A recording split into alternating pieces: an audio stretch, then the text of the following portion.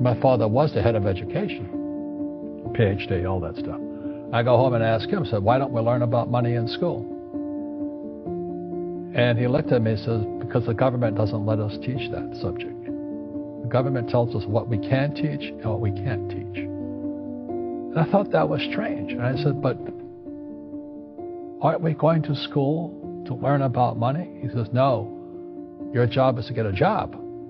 I said, but you get a job to earn money. He goes, no, you're supposed to just get a job. I went, no.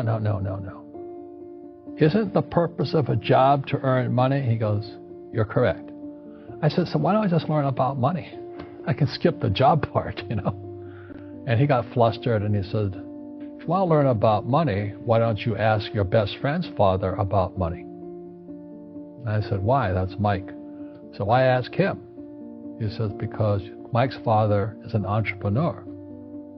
And I said, what are you? He says, I'm an employee. I'm a government employee. And I went, oh, what's the difference?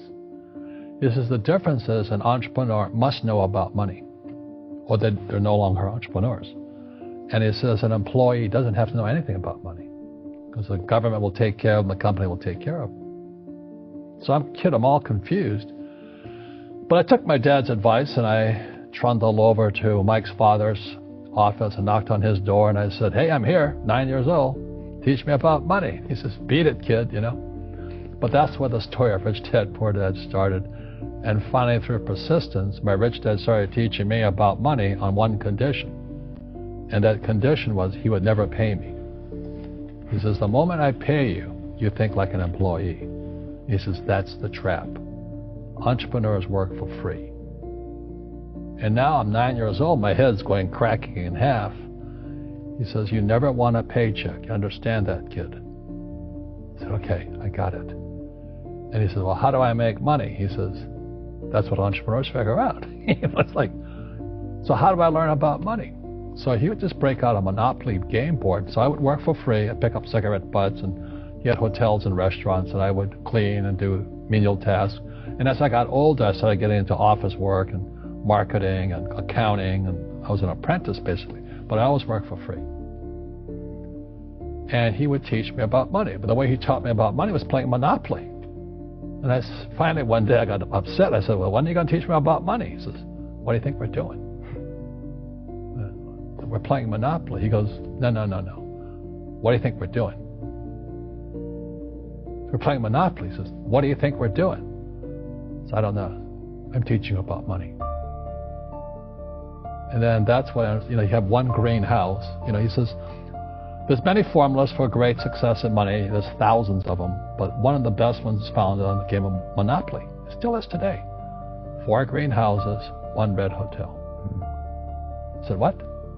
He says, one of the greatest ways to acquire great wealth is playing Monopoly in real life. 4 greenhouses, 1 red hotel.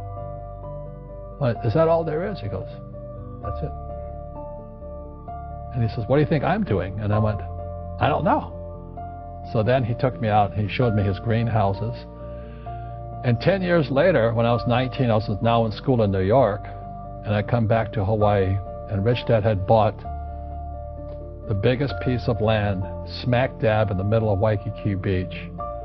And when you go to Waikiki Beach today, you'll see the Hyatt Regency Hotel. That was his hotel. Just like the game of Monopoly. Just like the game of Monopoly. Acquired assets and they became bigger assets.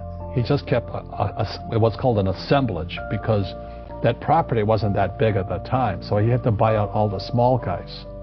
Because Waikiki was a little dirt water little town. So he'd buy out this shop owner and buy that shop owner. And it took him a while, but he finally assembled this large piece of property. And then he and Hyatt put up this giant hotel. And it just sold for $800 million.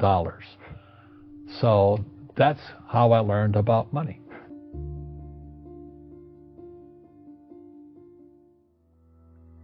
I've had financial crashes. I've had people stab me in the back.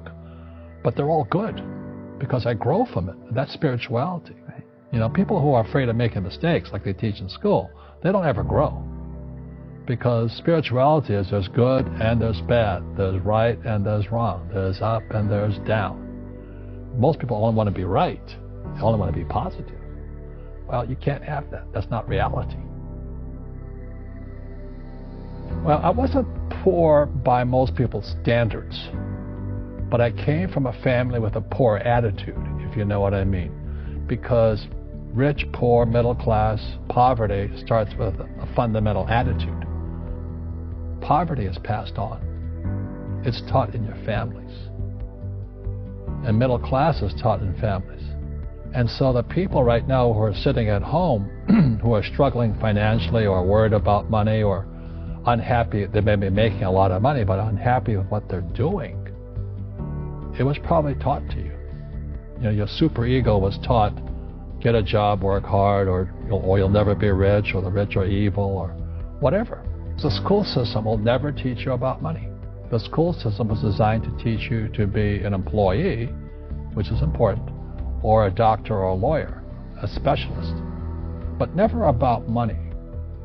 And what most people lack is real business knowledge, like accounting, like debt, like taxes. You got to know that stuff, but they don't teach it in school to anybody.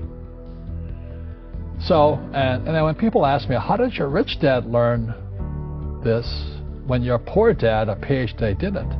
And the answer is very simply, my rich dad was my best friend's father. His father died when he was 13. So his rich dad had this family business at 13 to run. So he had to drop out of school, which was his blessing. There's blessings, and sometimes a blessing doesn't look like a blessing, but it turned out to be a blessing. And then his teachers became his bookkeeper, his accountant, his attorney, his banker, his real estate agents. So he has what I call real teachers, not these fake teachers in school. You see, most teachers in school, they're out of ethics. They teach subjects they themselves don't practice. I asked the teacher, I said, I'm in my third year of calculus now. It was called strength of materials. I said, am I ever going to use this stuff? He goes, no. I said, why do you teach it? He says, because I get paid. I said, do you ever use it? He goes, no. And that's why, you have to, in life, one of the things I suggest to people, you got to find a real teacher versus a fake teacher.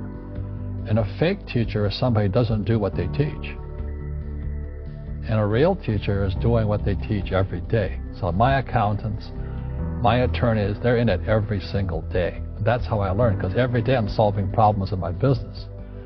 So I have accountants and attorneys and bankers and all these people on speed dial because I'm solving problems with my team. I see you giving this knowledge out, and yeah. Do the rich people cringe and say, don't tell them that, Rob? Yes. Don't tell people what you know. Right. Keep them poor. But, unfortunately, the poor, as was in the Bible, I'm not real religious, the poor will always be amongst us, because it starts up here. Right, it's that fear mentality. It's in their words, and the words become flesh. Again, I'm not really religious. I flunked out of Sunday school also. But when they say I can't afford it or I can't do that, they go down. They become what they say. My PhD daddy says, what do you think I am, made of money? I can't afford that. And my rich dad would say, that's why he's poor. Poor people say, I can't afford it, I can't do that, I don't have time. Because this is an escape. It's an escape. You know what I mean? It's easy to say, I can't afford it. And your rich dad used to say what instead of, I can't afford it? How can I afford it? How can I do that? What would it take? Or why should I do that? He says a question opens a mind, a statement closes the mind. See, when you say, I can't afford it, your mind shuts down, and you become what you say.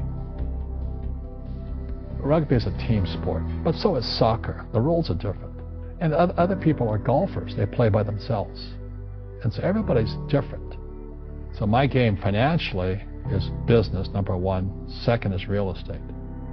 So what I say to young people is, you find your game.